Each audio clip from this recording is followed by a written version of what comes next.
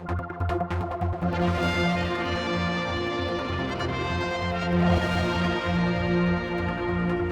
more from the debate on wind farms with me, Brendan O'Friel from TravelWatch Isle of Man.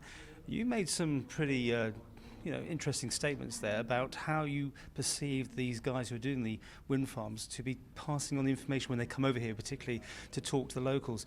Can you just remind us what you're trying to say there?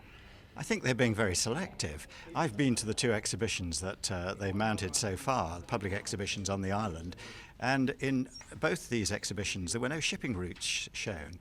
They also failed to show the totality of the proposed developments. They would show just the one development, and that of course gave a very misleading impression.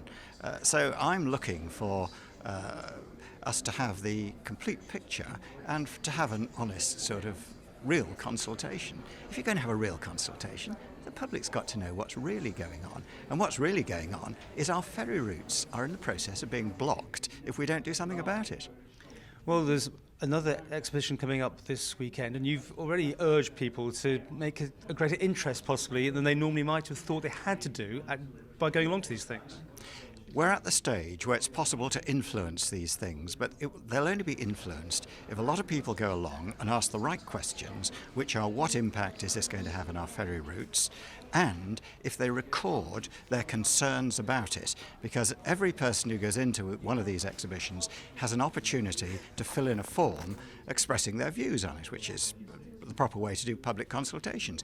It's really important people go along there and they record their concerns about any interference with our ferry routes. Do you believe that the Isle of Man has got enough force with these people from the UK to change the outcome as it stands at the moment? Yes. If enough of us get going, we are capable of winning this argument. But it won't happen if everybody stays at home and does nothing. And we may have to go through a whole phase of bringing pressure to bear upon the developers and others to ensure we get a decent result. But I'm sure we can protect those routes if enough people are prepared to come out and protect them. Because each operator comes along and shows them where they're putting their particular item. What you're looking for is a bit more information than that, I believe. Oh, indeed. And there is, other concerns as well. We've already got in the Irish Sea quite a lot of gas installations, and none of these maps really show the complete picture. And for the people who've got to run the ships, it's going to be a nightmare if all these things come into place. And that will have a very serious knock-on effect for the island. So we really are at a point where it's important that everybody gets out there, goes along to these exhibitions and expresses their concerns in no uncertain terms to the developers.